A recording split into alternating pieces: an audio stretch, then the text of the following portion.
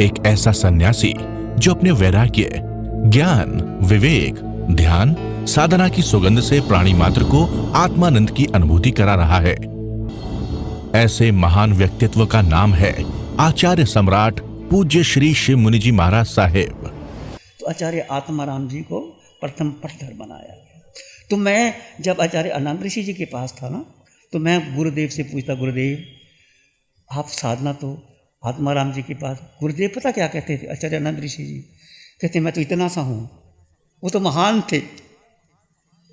वो जो इतने महान होते हैं ना, कहते जो आचार्य आत्माराम जी महान थे, मैं तो इतना सा महान। ऐसे आनंद ऋषि जी, उनकी विनय देखो, जितना व्यक्ति बड़ा होता है उतना झुक जाता है। वृक्ष पर फल लगते हैं, झुक जाता है। जब जब चतुर्मास हुआ उनके पास बैठते थे, मैं ऐसे आचार्य नहीं देखे, उनमें कोई भेदभाव नहीं था। आचार्य आनंद ऋषि जी, कोई परंपरा, कोई संप्रदाय, ये मेरी परंपरा, ये तेरी परंपरा, कभी उन्होंने नाम तक नहीं लिया था। ये पंजाब परंपरा, ये वो परंपरा, चाहे वो ऋषि परंपरा, सबको सम्मान देते थे। जैसे वो पंजाब में गए, उत्तरी भारत में गए, लोगों ने क्या सम्मान किया उन्होंने। जब अम्बाला गए थे, मैं पढ़ रहा था एमए में सहारनपुर के अंदर, देखा लोगों ने ना कपड़ों के थान बिछा दिए उनके आगे, और उस समय जो उन्होंने बोले थे, वो आज प्रवचन में मुझे याद है, उनका ऊपर बैठे थे। बहुत सरल आत्मा थी, बहुत शुद्ध आत्मा थी, बहुत कम बोलते थे, बहुत कम बोलते थे, बहुत ऐसे ही कहते हैं, an hint is enough for a wise man. एक बुद्धिमान को इशारा काफ़ी होता है। वो इशारा करते थे, ज़्यादा नहीं बोलते थे। हम इकट्ठे गोचरी में बैठते, पास में भोजन करते, कोई बात होती, बोलते नहीं थे, केवल आँख उठाते थे। उनकी आँखें, इतना प्रभाव था उनकी आँखों का, देखो चश्मा नहीं लगा उनका, इतनी उम्र में भी चश्मा नहीं लगा था। और कितनी सुंदर सुडोल मृगनयनी थे वो, जैसे मृग की आंखें होती, ऐसे उनकी आंखें, ज़्यादा बोलते नहीं थे। तो मेरा विषय अलग था। खैर ये तो उनकी कृपा थी जो उनको चुना गया, आत्माराम जी महाराज साहब को। उनके सूत्र पढ़ो, 10वें कालक आचार्यों का जो पहला सूत्र था कि जीव नहीं जानता, पूर्व से आया, पश्चिम से आया, उत्तर से आया, दक्षिण से आया, सो हम वो मैं हूँ। आचार्य आत्माराम जी ने उस टीका में लिखा था कि यदि कोई गुरु ज्ञानी मिल जाए तो 6 महीने में उस सूत्र के द्वारा उसको ज्ञान हो सकता है, उपलब्धि ज्ञान हो सकता है, क्योंकि उन्होंने ज्ञान प्राप्त किया था। उस सूत्र से, सोहम से वो साधना मिली। सोहम सूत्र बहुत गहरा है। सोहम कोई मंत्र नहीं है, ये आत्म परमात्म मिलन की ध्वनि है। सो सिद्ध भगवान में आत्मा और मेरे में, सो जो पशु जगत की आत्मा में, जो मनुष्य जगत, जो देव जगत में, सब में समान आत्मा, सब में समान। देखो जो सबको समान जानता है और देखता है, वो पाप कर्म का बंधन नहीं करता। तो दृष्टि बदलो अपने जीवन में, सब में जीव देखो, और जीव देखते देखते आप आगे बढ़ जाओगे। तो फिर मैं डॉक्टर साहब से कह रहा था भेद ज्ञान, तो हमारी मूल साधना भेद विज्ञान की है। तो 10वें कालक का जो लास्ट का अध्ययन है, उसमें जो गाथा है कि जो जीव को नहीं जानता, अजीव को नहीं जानता, वो अजीव जीव को नहीं जानता, तो संयम को क्या जानेगा। जीव अजीव को जानने का मतलब कि पढ़ना नहीं, लिखना नहीं, टीका नहीं, जीव और अजीव का भेद करो। ये जीव शरीर, ये अजीव, और जीव भीतर है, दोनों अलग अलग हैं। जैसे म्यान में तलवार, और जैसे दूध में मक्खन, जैसे कमल में, कीचड़ में कमल, अलग अलग है, दिखाई नहीं देता। ऐसे आत्मा को जानो, समझो, अनुभव करो। तो पूछा भगवान से कि प्रभु इतने कर्म बांधे हमने अनंत काल में, सारे कर्म कहाँ है? कार्बन शरीर पर है। केवल ज्ञानी जानते हैं कितने कर्म भारी कर रहे हैं हम। जीव जाएगा, कार्बन शरीर लेके जाएगा, बाकी कुछ नहीं जाएगा हमारा। तो कार्बन शरीर को हल्का करो भाई, भारी मत करो। हमें दिखाई नहीं देता। जैसे आपने कुछ भी गलत सोचा, झूठ बोला, किसी के बारे में गलत सोचा या अपशब्द कहे, युवाचार्य जी फरमा रहे थे कि मीठे वचन बोलो, किसी को तीखे वचन मत कहो, किसी को तीखा वचन बोल दिया, वो कारमन शरीर की लेर चढ़ जाएगी ऊपर। 24 घंटा हम कितने कर्मों का बंधन करते हैं, कारमन शरीर भारी हो, इसको हल्का करने के लिए क्या करना फिर? तो 24 घंटे हम पुद्गल का चिंतन करते हैं, उठते बैठते चलते सोते, कितने कर्म बांध लिए। अब रिवर्स कर दो, क्या करना? पुद्गल के बजाय जीव का चिंतन करना। जीव, मात्र जीव, मैं जीव, तुम में जीव, सब में जीव, जीव की 8 गुणों की संपदा। 8 गुण कौन कौन से हैं? मैंने कल पूछा था। अनंत ज्ञान, अनंत दर्शन, अनंत सुख, अनंत शक्ति। अब 4 का ध्यान करेंगे। निराकार का ध्यान अभी से करोगे। किसका ध्यान करना? जीव अभी का, तक आकार का ध्यान करे, अब निराकार का ध्यान करेंगे तो अग्रु लघु होंगे। कैसे? कारमन शरीर हल्का होगा। निराकार का ध्यान करने से कारमन शरीर हल्का होगा, अग्र लघु गुण प्रगटेगा। अग्र लघु गुण प्रगटेगा तो क्षयिक संकित प्रगटेगी, और क्षयिक संकित वाला ही अटल अवगाना प्राप्त करेगा। तो केवल ज्ञान के बाद ये 4 और 4 8, वो क्रम हमने प्रतिक्रमण में याद किया। 8 गुण वाला ये वो कर्म के हिसाब से है, ये गुण प्रकटाने और ध्यान के हिसाब से। तो ये 8 गुण तुम्हारे भीतर है, मेरे भीतर है। तो मुख्यता किसको देना? मेरा प्रवचन का विषय लंबा चौड़ा नहीं है। प्रवचन आपने सुन लिया, युवाचार्य जी का, प्रवर्तक जी का, महासाध्वी जी का। मैं तो इतना ही विनम्रता से कहना चाहता हूँ कि जीव का ध्यान करो। 24 घंटे ध्यान कर सकते हो। जैसे आपने परीक्षा पत्र देना होता है तो उस समय कितना ध्यान करना पड़ता है परीक्षा का, जो क्वेश्चन पेपर आने वाला है। तो उस समय आप भोजन भी करते हो, सोते भी हो, चलते भी, पर क्वेश्चन पेपर जो आने वाला है उस समय ध्यान रहता है कि ये क्वेश्चन मुझे याद करना है। जैसे माँ भोजन बनाती है, बच्चा बाहर खेलता है तो माँ भोजन बनाती है, बच्चे का ध्यान रखती है कि बच्चा कहीं बाहर चला ना जाए, ध्यान बच्चे की तरफ रहता है। ऐसे अपने भीतर 24 घंटे ध्यान करो। नहीं होगा, मेरा भी नहीं होता, मैं बोल गया हूँ, ट्राई, प्रयास तो करो, प्रयास तो करो। अब दुकान में बैठे हो, खाली बैठे हो, ग्राहक नहीं आ रहे तो क्या करना? भेद करो ये शरीर और जीव और भीतर डूब जाओ, और सुख भीतर ही है। जैसा जीव भीतर जाओगे सुख मिलेगा, निश्चित मिलेगा। मिश्री खाओगे मुंह मिठाई होगा। अभी तक किसी ने मिश्री खाई और कहते मेरा मुंह तो कड़वा हो गया, मान सकता है? ये हो ही नहीं सकता। मिश्री का गुण ही मीठा है। जैसे तुम भीतर जाओगे शरीर के अलग तो सुख प्रकट होगा। जितना जितना तुम भीतर जाओगे तो ध्यान, भगवान क्या कहते हैं, ध्यान छोड़ करके तुम सारी देशना देख लो, जो भगवान की देशना, जीव का ध्यान। समोसरण में जीव की चर्चा होती है। सभी तीर्थंकर भगवंतों ने जीव को, ये महावीर की साधना, आत्मा की साधना है, जीव की साधना है। और जीव तुम्हारे पास है, उसको अनुभव करो, जड़ जीव का भेद करो ना। ये शरीर में आकार और निराकार, आत्मा सर के सिरे से पांव के अंगूठे, उसका अनुभव करो। और आकार को महत्व ना दो। आकार का मतलब न मन, न बुद्धि, न इंद्रिय घुमाता है हमें। मन बुद्धि इंद्रियां घुमाती है, इनको अलग करो, धीरे धीरे अलग करो। उसका अलंबन ले लो, श्वास का ले लो, सोम का ले लो, कोई गुण ले लो।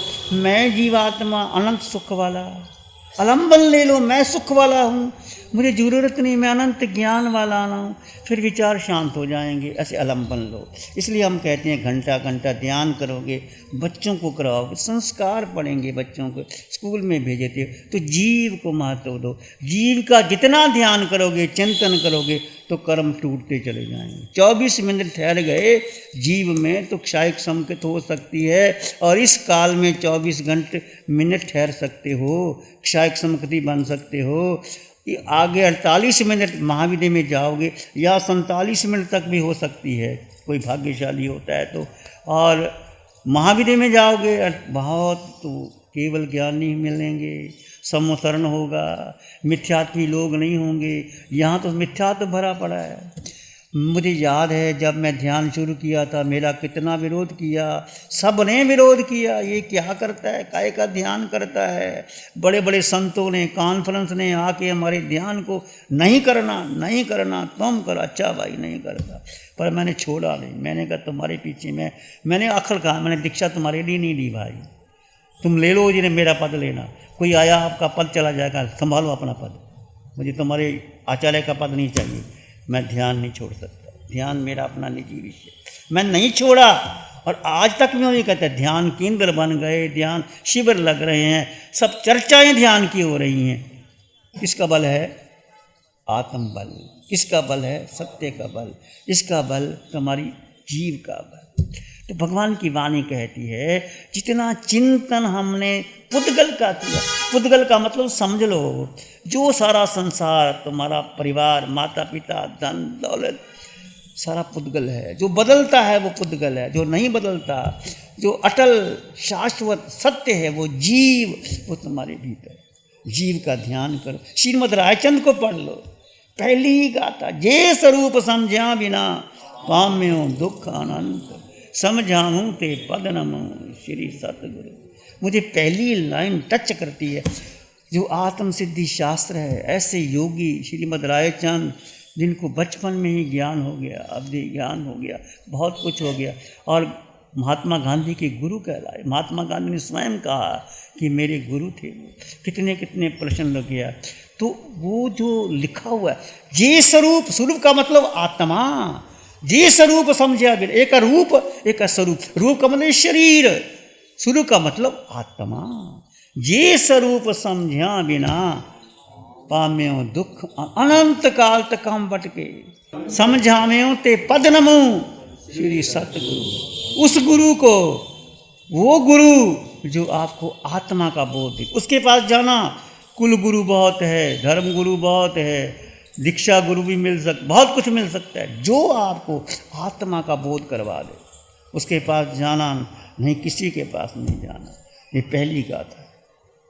पढ़ो, स्वरूप का बोध होना बहुत बड़ी बात है। और यही बात भगवान ऋषभदेव ने अपने पुत्रों को बताया था। 98 पुत्र जो उनको राज्य नहीं मिल रहा था, भगवान के पास गए कि ऋषभ, हाँ भगवान भरत हमें राज्य नहीं देता, भगवान के पास गए, भगवान ने को राज्य नहीं दिया। एक सूत्र कहा था, संभुज संभुज किम न बुज्जा, संभुज संभुज किम न बुज्जा, संभोही खलु पेचदुल्ला, नोह वर्मंती रायो नो सलभूमि पन्ना भी जीव। भगवान ऋषभदेव के वो वचन आज लागू होते। बोधि को प्राप्त करो। संभुज का मतलब बोधि। बोधि कौन? आत्मा। संभुज संभुज किम न बुज्जा, 2 बार कहा भगवान ने। बोधि, बोधि को प्राप्त करो, डबल बात कही। संभुज संभुज किम न बुज्जा, संभोही खलु पेचदुल्ला।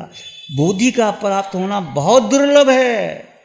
श्रद्धा परमधुल्ला, एक श्रद्धा, एक बोधि, आत्मा पर श्रद्धा करना। ये विवेकानंद ने यही कहा, your faith in all the 35 millions of gods, if you are not faith in yourself, no liberation, no peace of mind। तुम 33 करोड़ देवी देवताओं पर विश्वास करो, पर अपने पर विश्वास नहीं किया तो तुमको मोक्ष, मुक्ति, आनंद नहीं मिल सकता। अपने पर विश्वास। भगवान महावीर के 10 श्रावक, कामदेव श्रावक, नंगी तलवार दे के तेरे ये कर दूंगा, टुकड़े उतार दूंगा, उतार दो, कुछ नहीं होगा। अपने पर भरोसा करो, जीव को महत्व दो। जितने भी अपने स्थानक है, महावीर केंद्र, शांति भवन, उसमें 1 घंटे का ध्यान करवाओ और चर्चा करो, जीव की चर्चा करो। बाकी जितनी चर्चा करोगे या तो भूत की होगी या भविष्य की होगी। शादी में जाओगे, क्या किया था, क्या खाया था, क्या पहना था, कौन सी साड़ी पहनी थी, कौन सी ज्वेलरी पहनी थी, क्या लेना देना, क्या ये चर्चा सब कर्मों का बंधन है। कभी चर्चा कर, भूत भविष्य की चर्चा करोगे तो कर्मों का बंधन, वर्तमान में आओगे तो कर्मों की नहीं। बस जीव को महत्व देना। समय काफ़ी हो गया, बार बार कहता हूँ, विनम्रता से कहता हूँ, बस अपने को समय दो, जीव को समय दो। भगवान कहते जीव को जितना समय दिया आपके कर्म टूटते चले जाएंगे, टूटते चले जाएंगे। यही शुद्ध समायक है, यही विधि है, यही मोक्ष जाने की विधि है। पंचम काल में जो अरिहंत परमात्मा की कृपा से हमें विधि मिली है।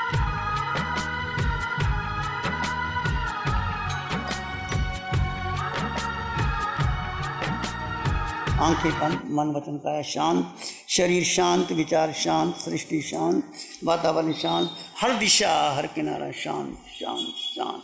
सिर के सिरे से पांव के मुट्ठे तक अपने भीतर शुद्ध चेतना का एहसास कीजिए। तुम मात्र आत्मा हो।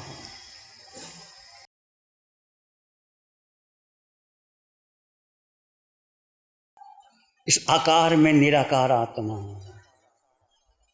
देखो आप निराकार आत्मा को, पूरे सिर का सिरा, माथा, आंखें, नासिका, कान, जिह्वा, दोनों गालें, पूरे चेहरे में आत्म प्रदेशों के स्पंदन का अनुभव कीजिए।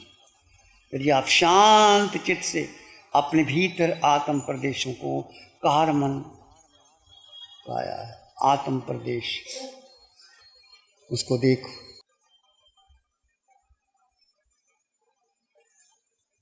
भीतर के मौन का अनुभव करें। विचार आए तो आने दें, विचार मन के हैं, तुम मन नहीं हो। संकल्प विकल्प बुद्धि करती हो। मन के पार, बुद्धि के पार, इंद्रियों के पार।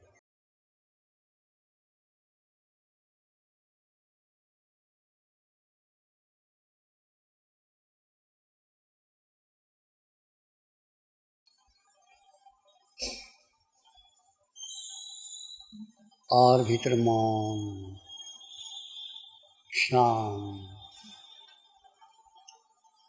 जैसे आप अपने में ठहरोगे, जीव अपने में विश्राम प्राप्त करेगा, आपको सुख प्रकट होगा। और भीतर गहरे चले जाओ। मन के पार, बुद्धि के पार, इंद्रियों के पार जीव अपने में स्थित हो जाए। इसी में एक लंबा गहरा श्वास लें। अरिहंत परमात्मा के चरणों में अनंत कृतज्ञता ज्ञापित करें। एक और लंबा गहरा श्वास। अरिहंत परमात्मा के चरणों में नमन और वंदन। दोनों हाथों को आंखों पे ले जाओ। हल्का सा स्पर्श, धीरे से आंखें खोल सकते। नमो अरिहंतानंग, नमो सिद्धानंग, नमो आयर्यानंग, नमो वज्रायानंग, नमो लोहे सत्सावनंग, धम्मो मंगल मुखिठम अहिंसा संयमो तव देवावित्तं नमं संति रस धम्मे श्यामन। श्री चत्तारी मंगलम, अरहंता मंगलम, सिद्धा मंगलम, साहू मंगलम, केवली पानत्तो धम्मो मंगलम। चत्तारी लोगोत्तम, अरहंता लोगोत्तम, सिद्धा लोगोत्तम, साहू लोगोत्तम, केवली पानत्तो धम्मो लोगोत्तम।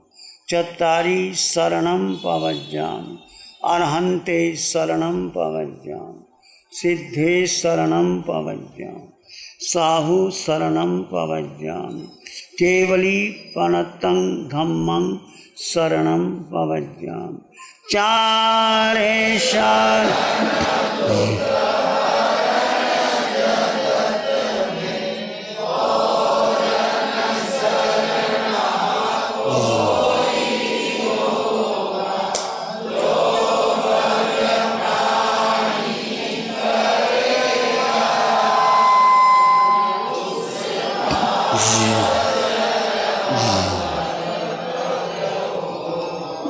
जी